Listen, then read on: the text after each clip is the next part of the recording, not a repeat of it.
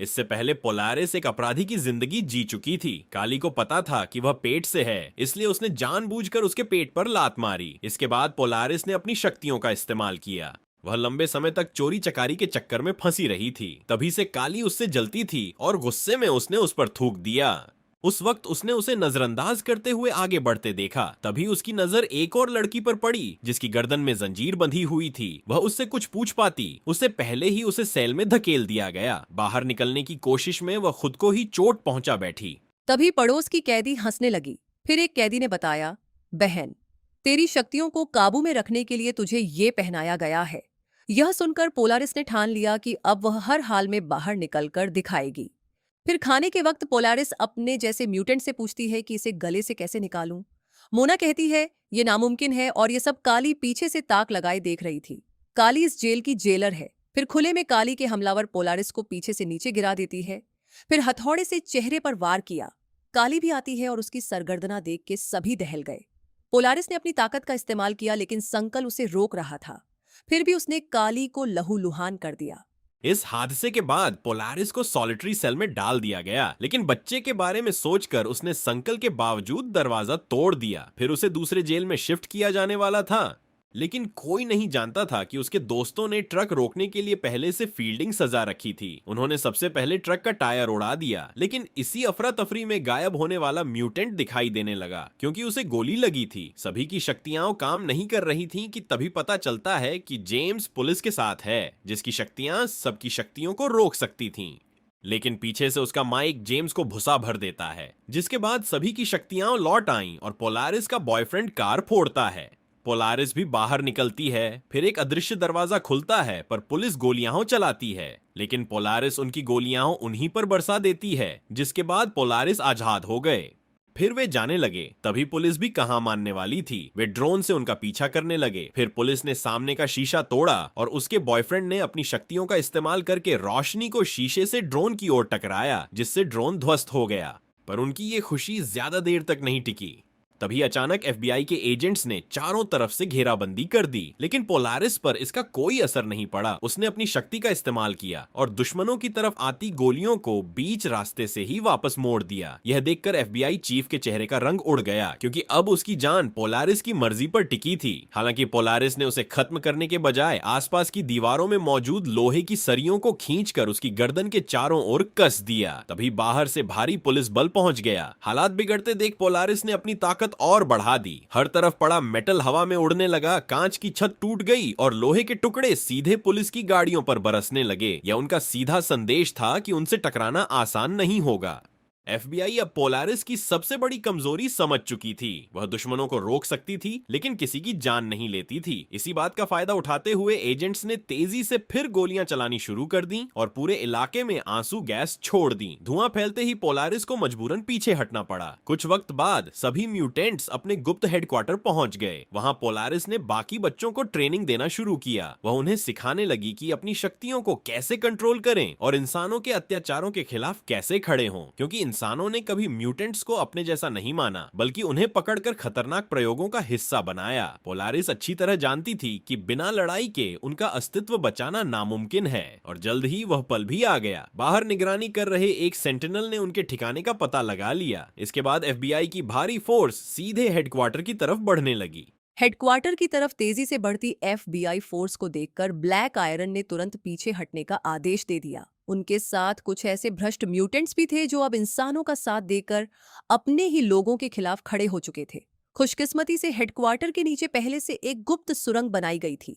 बाकी सभी म्यूटेंट्स उसी रास्ते से बाहर निकलने लगे, लेकिन पोलारिस और उसका भाई पीछे रुक गए ताकि दुश्मनों को रोककर बाकी टीम को भागने का समय मिल सके और सारे सबूत भी मिटाए जा सके।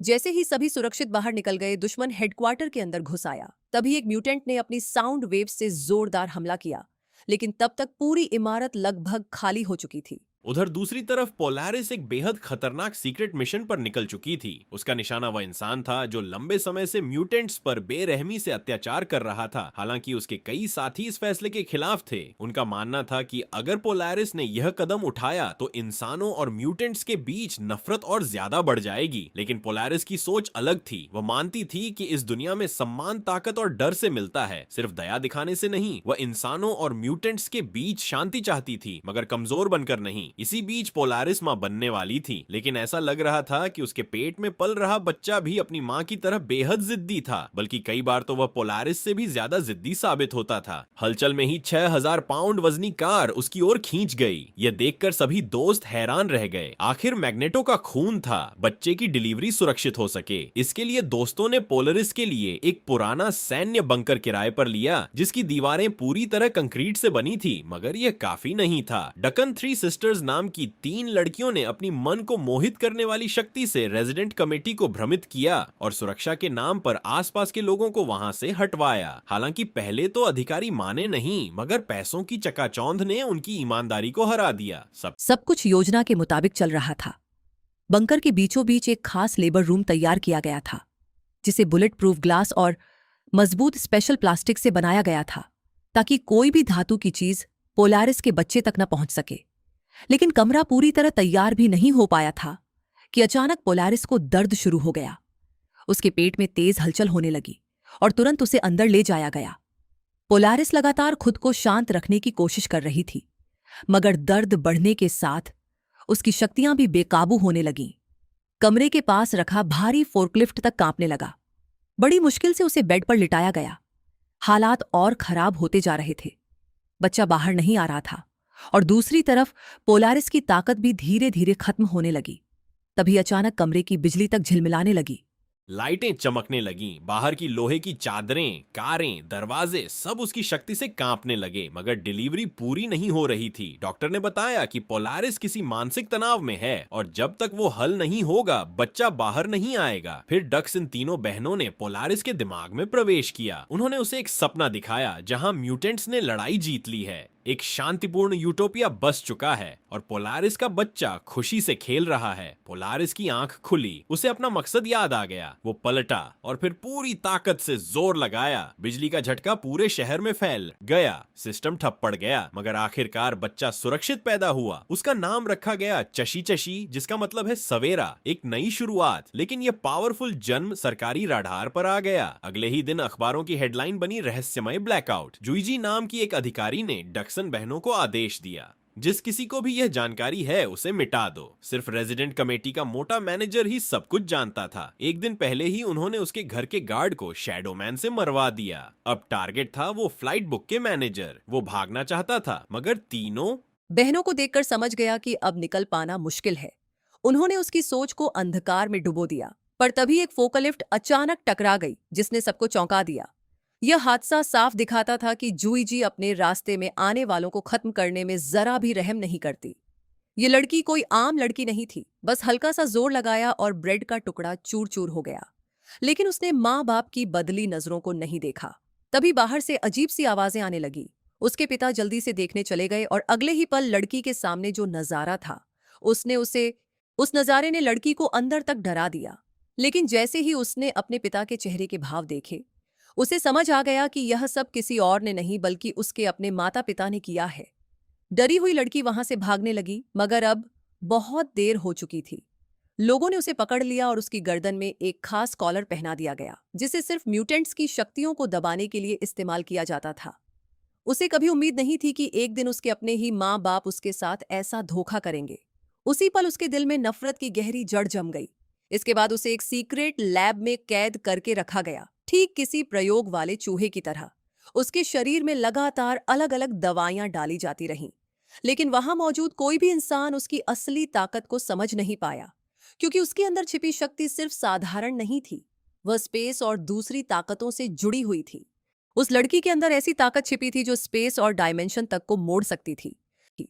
जब डक्सन सिस्टर्स ने उसकी यादों को पढ़ने की कोशिश की, तो उन्हें सिर्फ यातनाएं, डर और काली स्याही जैसी टूटी हुई यादें दिखाई दी। उन भयानक दृश्यों ने उन्हें भी अंदर तक हिला दिया। इसके बाद पोलारिस ने फैसला किया कि अब वह उस लड़की को म्यूटेंट्स की असली शक्ति और पहचान समझाएगी। मगर अगले दिन जब उसका टेस्ट लिया गया तो लड़की इतनी ज्यादा डरी हुई थी कि वह अपनी ताकत इस्तेमाल करने की हिम्मत तक नहीं जुटा पा रही थी। टीम में मौजूद लिटिल व्हाइट नाम की म्यूटेंट को उसकी हालत देखकर उस पर दया आ गई। उसी रात वह चुपचाप उसके पास गई और अपनी बीती हुई दुखभरी कहानी सुनाने लगी। पहली बार उस लड़की ने किसी की बातें ध्यान से सुनी और धीरे धीरे अपने दिल के बंद दरवाजे खोलने लगी। समय के साथ लिटिल व्हाइट और उस लड़की की दोस्ती काफी गहरी हो गई। दोनों साथ में सड़क किनारे खाना खाने भी गईं, जहां लड़की ने अपनी अनोखी शक्तियों की झलक दिखाई। वह अपनी ताकत से किसी भी चीज की दिशा और आकार पलट सकती थी। कुछ दिनों बाद पूरी टीम को एक बड़ा मिशन मिला, बैंक लूटने का। पोलारिस के नेतृत्व में सभी बिना डरे सीधे बैंक के अंदर घुस गए।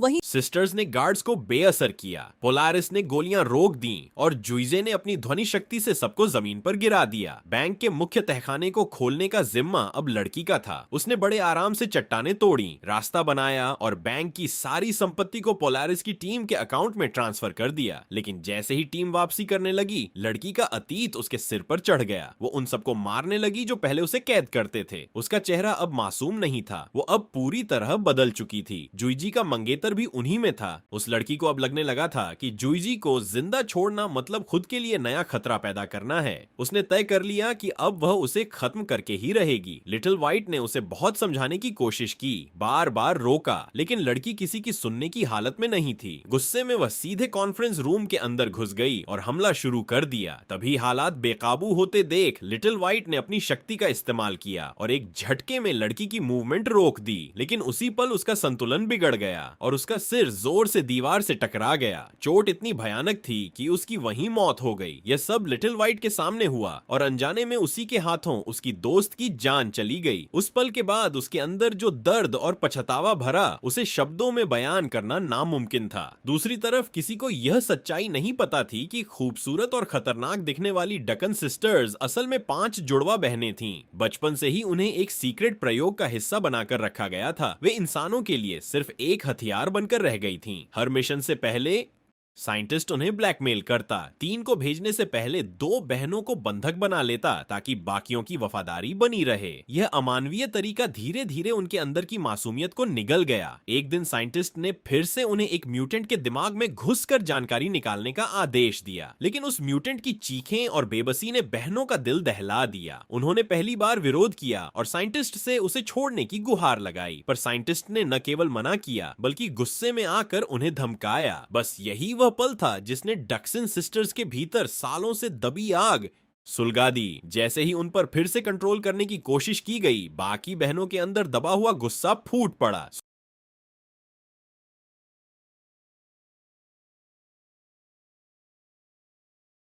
विद्रोह के दौरान उनकी 2 बहनें मारी गईं, क्योंकि वे सभी मानसिक रूप से एक दूसरे से जुड़ी हुई थीं। इसलिए उनकी मौत का दर्द बाकी बहनों ने भी अपने अंदर महसूस किया। उस भयानक हादसे के बाद डक्सिंग सिस्टर्स ने हाउजी का साथ पकड़ लिया और धीरे धीरे वे भावनाहीन हथियारी मशीनों में बदलती चली गईं।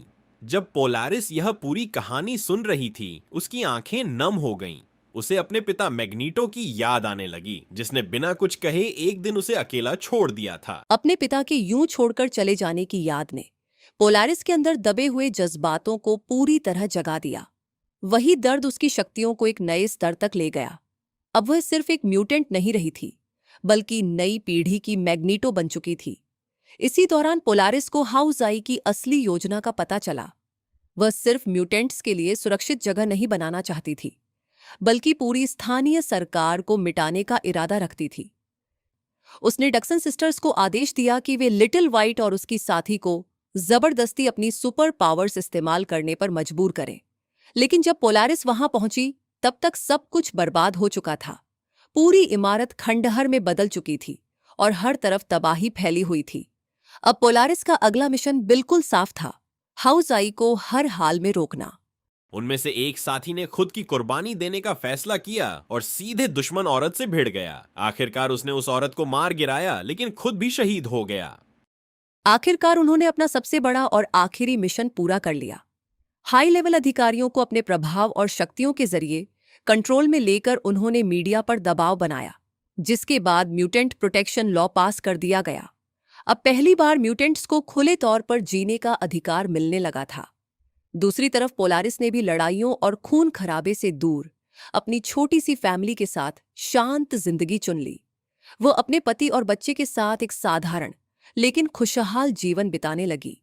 लेकिन उस महिला म्यूटेंट के बलिदान को कोई कभी नहीं भूल पाया। आज भी लोग उसके मकबरे पर हर हफ्ते फूल चढ़ाने और श्रद्धांजलि देने आते हैं। उसकी कहानी म्यूटेंट्स की आज़ादी की सबसे बड़ी मिसाल बन चुकी थी।